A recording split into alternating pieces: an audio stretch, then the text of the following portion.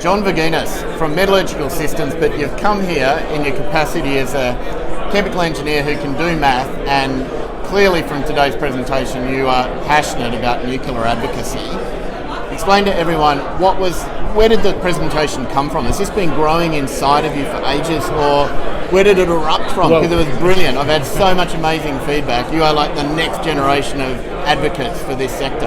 Thank you very much for that. I can't claim all the credit myself. I have done the maths on my own, and I could never see that it stood up.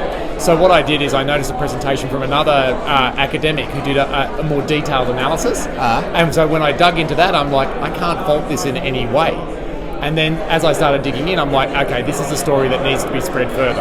And realistically, a lot of people don't realise that nuclear energy is our only option. Yeah. So without, if we're talking about electrifying our transportation and doing everything else, we actually don't have any other options. Like building a renewable system is not possible because we're limited by minerals and energy.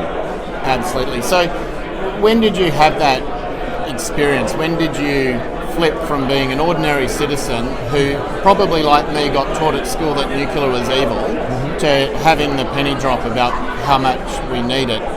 No, I've always known that as someone that could do the maths. As I pointed out in my presentation, I was one of the design engineers for the ANSTO reactor. So in my earlier days, I've had a lot of experience in the nuclear industry and essentially worked as an extractive metallurgist for a long time. So it's just something that when you sit down and actually consider how much energy is required and our current methods and that those are running out, it's actually pretty simple.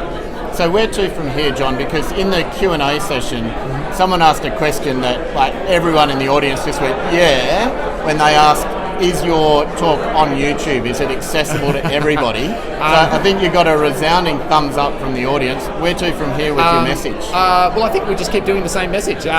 So it will be available on the company website, and it'll probably be available on YouTube. We have a comms department that does try to do as much as they can with the content. So I say we keep going. Great. Thanks for everything you're doing, Likewise, John. thank you.